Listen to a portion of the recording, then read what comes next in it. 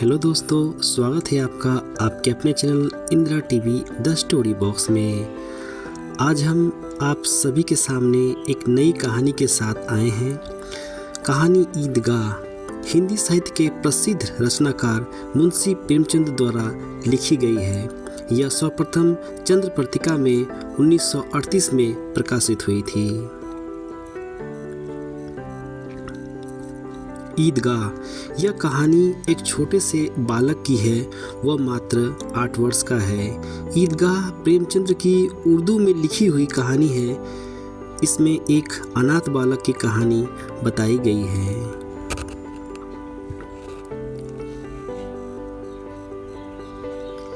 कहानी का नाम है ईदगाह। तो आइए इस खूबसूरत कहानी की शुरुआत करते हैं। रमज़ान का पाक महीना ख़त्म होने के बाद आखिरकार वह दिन आ गया जिसको सबको इंतज़ार था। आज ईद का दिन है। इस मनोहर और सुंदर दिन की बधाई पूरे गांव में किसी शहनाई की तरह गूंज रही है। चारों तरफ हरियाली ही हरियाली नज़र आ रही है। खेतों में अलग ही रौनक नज़र आ रही है। हर जगह देखकर ऐसा लग रहा है मानो सूरज, नदियाँ समेत पूरा संसार ईद की बधाई दे रहा हो। गांव के बड़े बूढ़े और बच्चे ईदगाह के मेले में जाने की तैयारी में जुटे हैं। कोई अपने पुराने कपड़े सी रहा है, कोई जल्दी जल्दी अपने घर और खेत का काम निपटा रहा है। ईदगाह का मेला गांव से 3 कोस की दूरी पर लगता है, जहां लोगों को पैदल ही चलकर जाना होता है।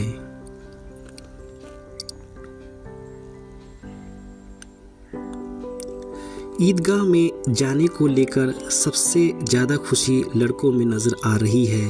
भले ही किसी ने एक भी रोज़ा न रखा हो, लेकिन ईदगाह जाने की खुशी उनके चेहरे पर साफ है। पूरे महीने में यह लड़के इस दिन का बेबसी से इंतज़ार करते हैं। इन लड़कों को घर की परेशानियों से कोई वास्ता नहीं है।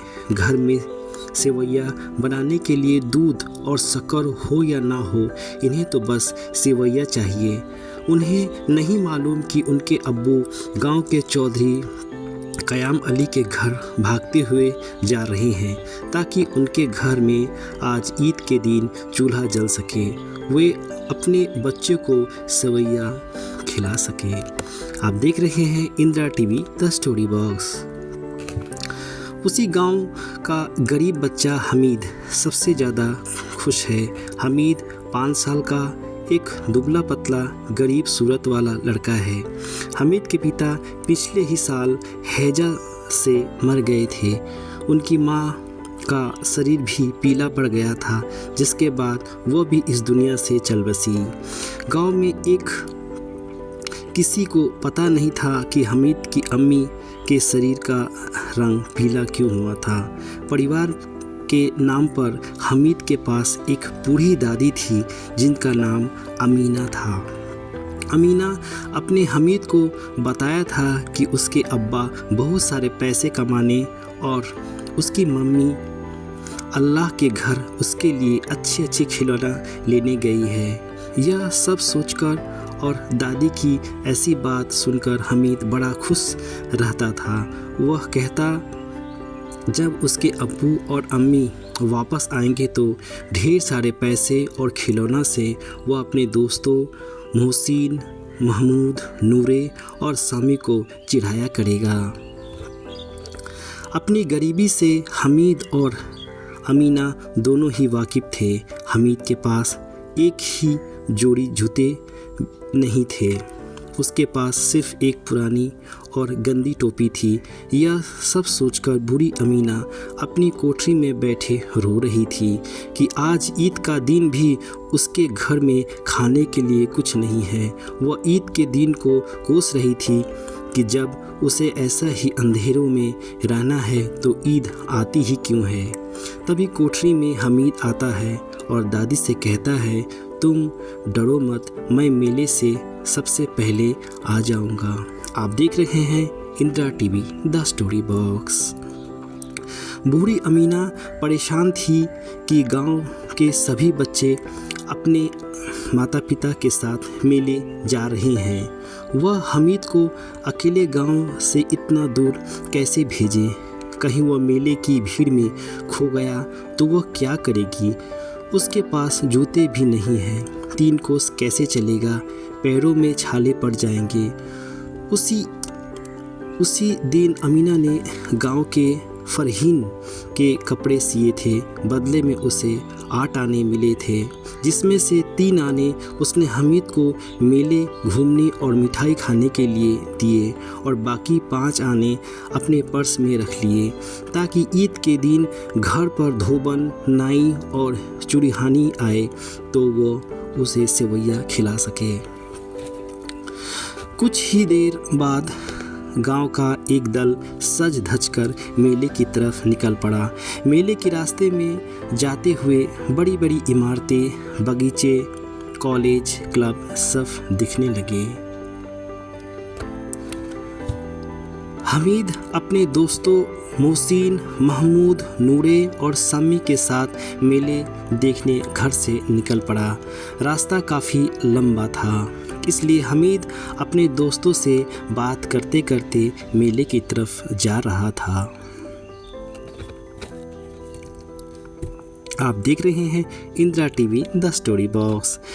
मोहसिन ने कहा, अब्बा ने बताया था कि रात को जिन आते हैं जो दुकान पर बची हुई सारी मिठाइयाँ खरीद ले जाते हैं और बदले में रुपया पैसा भी देते हैं।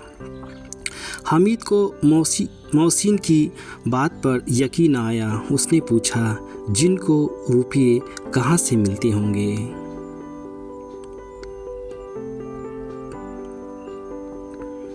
मोहसिन ने बताया, जिनके पास खुद के खजाने हैं, उन्हें भला पैसे रुपए की क्या कमी होगी। आप देख रहे हैं Indira TV the story box. तभी हमीद ने फिर सोचा, क्या जिन बहुत बड़े होते हैं? मोहसिन, हाँ, उसका सिर आसमान के जितना ऊंचा होता है, लेकिन अगर वो चाहे तो एक लोटे में भी घुसकर बैठ सकते हैं। हमीद, तो क्या जिन को खुश करने के लिए लोग कोई मंत्र फूंकते हैं? मुझे भी पता चले तो मैं भी एक जिन को खुश कर लूँगा।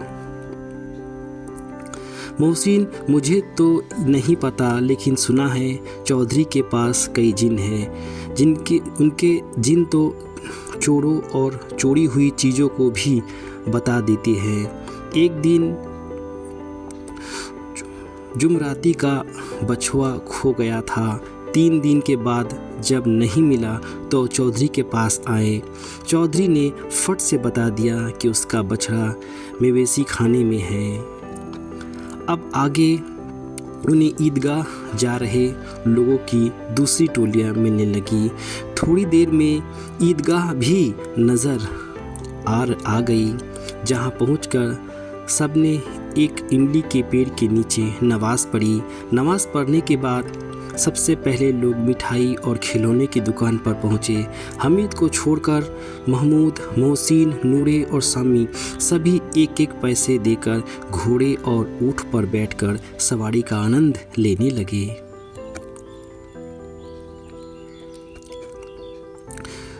इसके बाद सभी खिलौने की दुकान पर गए। महमूद ने 2 पैसे का सिपाही खरीदा, जिसने खाकी वर्दी और लाल पगड़ी पहनी थी। उसके बक्स पर बंदूक भी थी। मोहसिन ने भी 2 पैसे में पानी पिलाने वाली भिश्ती खरीदी। उसके कमर झुकी हुई थी और उसके ऊपर पानी भरने वाली मस्क रखा हुआ था। नूरे ने भी 2 पैसे में वकील खरीदा, जिसके काले और सफ़ेद रंग का कपड़ा पहना था। उसके कपड़े की एक तरफ जेब में घड़ी, सुनहरी जंजीर और एक हाथ में कानून का पूथा था।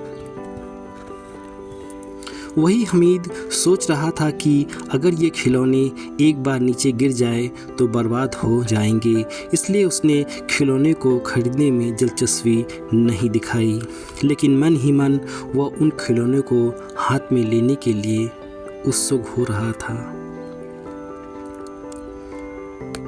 मोहसिन मेरा भिक्षित हर रोज़ मुझे पानी पिलाएगा। महमूद मेरा सिपाही मेरे घर की पहरेदारी करेगा।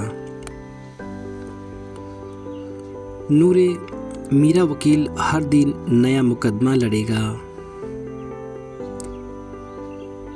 सम्मी मेरी धोबिन हर रोज़ कपड़े धोएगी। आगे बढ़े तो मिठाइयाँ दिखी। यहाँ भी हमीद को छोड़कर किसी ने रेवड़ी खाई तो किसी ने गुलाब जामुन और किसी ने हलवा। हमीद बस ललचाई आंखों से सबको घूर रहा था।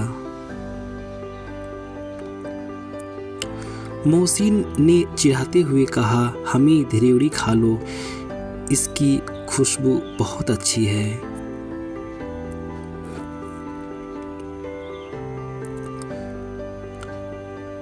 हमीद मोहसिन के पास जाता है और उसके सामने अपना हाथ फैलाता है। मोहसिन ने एक रेवड़ी निकाली और हमीद को दिखाते हुए खुद ही खा गया। यह देखकर महमूद, नूरे और सामी तालियां बजाकर हंसने लगे। तभी महमूद कहता है, हम तुम्हें गुलाब जामुन खिलाएंगे। मोहसिन तो शरारती है। इस बार हमीद ने साफ साफ मना कर दिया कि वह मिठाई नहीं खाएगा। मिठाइयों की दुकान के बाद मेले में कुछ लोहे की चीज़ें की दुकान थी, जहां पर तरह तरह के नकली गहने भी थे। लड़कों को इसमें कोई दिलचस्पी नहीं थी तो वे मेले में आगे बढ़े और शरबत पीने लगे। लेकिन हमीद एक चिमटे की दुकान के सामने खड़ा हो गया। उसे याद आया कि रोटी बनाते समय उसकी दादी के हाथ जल जाते हैं। उसने सोचा कि अगर वह चिमटा खरीद लेगा तो दादी का हाथ नहीं जलेगी और वह उसे ढेर सारी दुआएं भी देगी। हमीद दुकानदार से चिमटा की कीमत पूछता है। पहले तो दुकानदार हमीद को मना करता है, यहाँ उसके काम की कोई चीज़ नहीं है। लेकिन बाद में उसने बताया कि एक चिमटा की कीमत 6 पैसे है, अगर उसे लेना है तो 5 पैसे लगा देगा। हमीद ने कहा, क्या 3 पैसे में दोगे यह चिमटा? हमीद को लग ही रहा था कि दुकानदार उसे डांटेंगे, लेकिन दुकानदार ने डांटने की जगह हमीद को 3 पैसे में चिमटा बेच दिया। चिमटे को हमीद ने अपने कंधे पर किसी बंदूक के जैसे रखा और अपने दोस्तों को दिखाने लगा। मोहसिन और महमूद ने हमीद के चिमटे का मजाक बनाते हुए कहा, भला चिमटा भी कोई खेलने की चीज़ है? हमीद ने जवाब दिया, हाँ, मेरा चिमटा भी एक खिलौना है। कंधे पर रखूं तो यह बंदूक लगती है और हाथ में ले लूं तो किसी फ़कीर का चिमटा लगता है। मैं इस चिमटे से मंजीर का काम भी कर सकता हूँ। अगर एक भी चिमटा तुम्हारा खिलौने को लगा तो इसका यही दम निकल जाएगा। आप देख रहे हैं Indira TV the story box. Sammi ने बजाने वाली खंजरी खरीदी। वह हमीद के चिमटे से काफ़ी प्रभावित हुआ। उसे हमीद से अपनी अंजरी के बदले चिमटा बदलने के लिए कहा, लेकिन हमीद ने उसे मना कर दिया। हमीद ने बहादुर चिमटे से उसके सभी दोस्त प्रभावित हुए, लेकिन अब किसी के पास पैसे नहीं बचे और मेले से दूर भी निकल आए थे।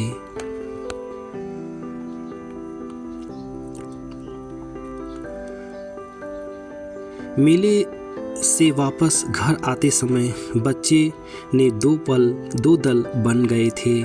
एक दल में मोहसिन, महमूद, सम्मी और नूरे, दूसरे दल में अकेला हमीद। इसके बीच अपने अपने खिलौने को लेकर बहस होने लगी। तभी मोहसिन ने कहा, हमीद का चिमटा पानी नहीं भर सकता है। यह सुनते ही हमीद ने अपने चिमटे को सीधा खड़ा किया और कहा, मेरा चिमटा भिश्ती को एक बार डांटे तो वह दौड़ हुआ उसके लिए पानी ला देगा। ऐसे एक एक करके जब सबके खिलौने हमीद के चिमटे से हार गए तो मोहसिन ने फिर से कहा, तुम्हारा चिमटा का मुंह हर रोज आग में जलेगा। आप देख रहे हैं Indira TV the story works.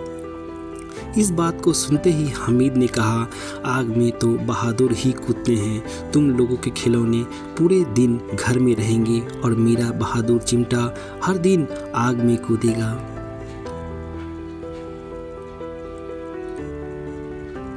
आप देख रहे हैं Indira TV the story box.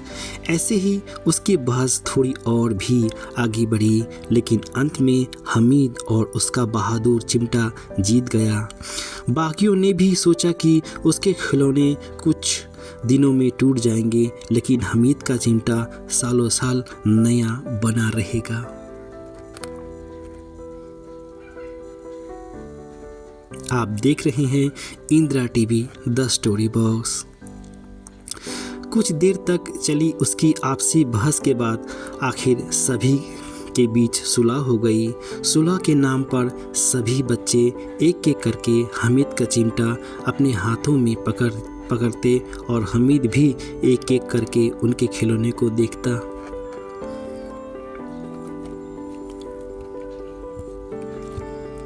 आप देख रहे हैं Indira TV the story box.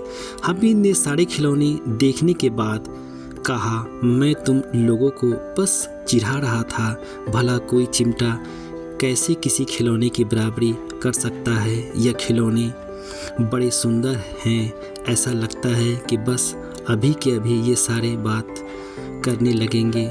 Hamid की बात सुनकर मोहसिन ने कहा, लेकिन ये खिलौने देखने के बाद कोई हमें दुआ तो नहीं देगा।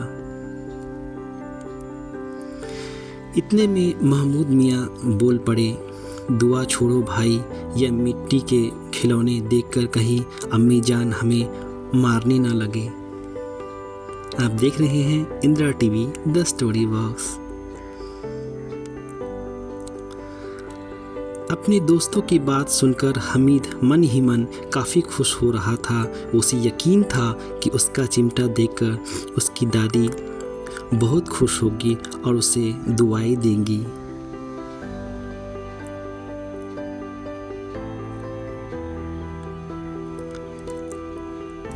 दिन के 11 बजते बजते मेले का पूरा दल गांव वापस आ गया था। मोहसिन जैसे ही घर पहुंचा, उसकी छोटी बहन ने उसके हाथ से भिश्ती को छीन लिया। तभी उसकी बहन के हाथ से भिश्ती जमीन गिरा और उसके टुकड़े टुकड़े हो गए। इसके बाद दोनों भाई बहन खूब लड़े। ऊपर से अम्मी जान ने भी दोनों को दो दो चांटे लगाए। आप देख रहे हैं Indira TV the story box. दूसरी तरफ नूरे ने अपने वकील को घर में सजाने का नया इंतज़ाम किया। वकील जैसे लोग पर ज़मीन पर तो बैठ नहीं सकते, इसलिए नूरे ने दीवार में खूंटियाँ लगाई। फिर उस पर लकड़ी का पटरा रखा। पटरे पर कागज़ के पन्नों से वकील बिछाया गया। फिर कहीं जाकर उसके ऊपर वकील साहब को बिठाया गया। वकील साहब को गर्मी न लगे इसके लिए नूरे बांस के पंखों से हवा करने लगा, लेकिन हवा का झोंका लगते ही वकील साहब पटरे से सिंहासन से सीधा ज़मीन पर गिरे और वो भी मिट्टी में मिल गए। वही महमूद ने अपने सिपाही के लिए एक पालकी का इंतज़ाम किया, जिसे उसने फटे पुराने कपड़े और एक छोटी टोकरी से बनाया था। फिर उसमें सिपाही साहब को लिटाया गया। उसके बाद महमूद और उसके दोनों छोटे भाई टोकरी को सिर पर रखकर इधर उधर घूमने लगे। उसके छोटे भाई अपनी तोतली आवाज़ में छोले वाले जागते रहो लहो कहकर पुकारते चले जा रहे थे। अंधेरा का समय था। इसी दौरान महमूद को ठोकर लगी और उसकी टोकरी नीचे गिर गई। इस हादसे में महमूद की सिपाही की एक टांग टूट गई। इसके बाद महमूद ने खुद ही उसके पैर ठीक करने का फैसला किया। टूटे हुए पैर को जोड़ने के लिए गुलाल का दूध लगाया गया, लेकिन यह तरकीब काम न आई। बदले में सिपाही की दूसरी टांग भी तोड़ दी गई।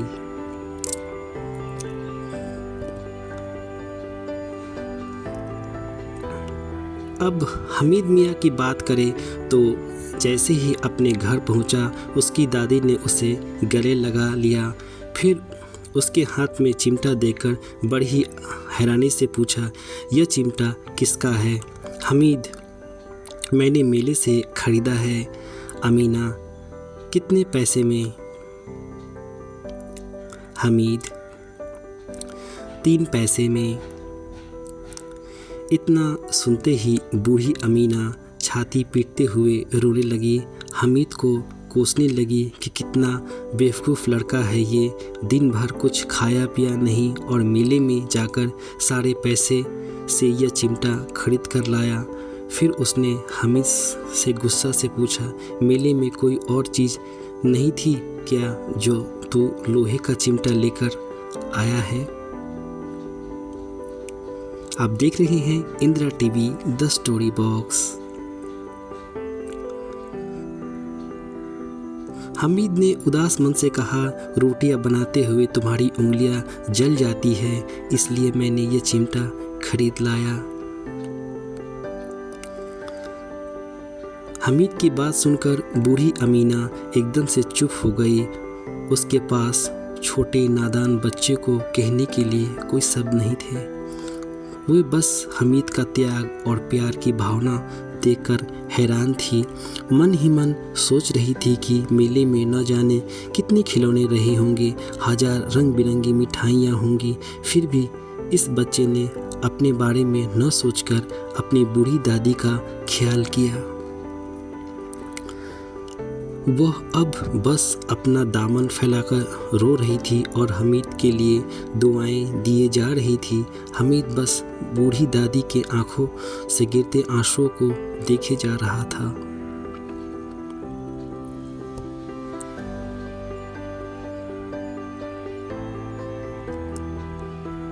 कहानी से सीख। ईदगाह कहानी से हमें प्रेम और त्याग की सीख मिलती है। हमीद अपने लिए कुछ नहीं खरीदा, बल्कि अपनी दादी के लिए चिमटा खरीदा ताकि खाना बनाते समय उसका हाथ न जले। अपने लिए मिठाई खरीदने के लिए पैसे न खर्च करके वह अपनी दादी को आराम देने के लिए उन पैसों से चिमटा खरीदता है। इस कहानी में यह अपनी दादी के प्रति मातृ प्रेम को दर्शाता है।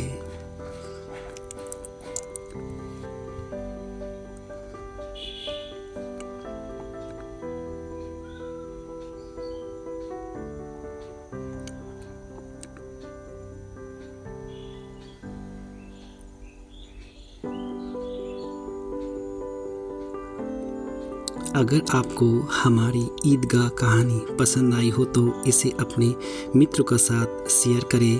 अपनी बहुमूल्य राय के लिए आप हमें कमेंट कर सकते हैं। साथ ही साथ चैनल को लाइक और सब्सक्राइब करना ना भूलें।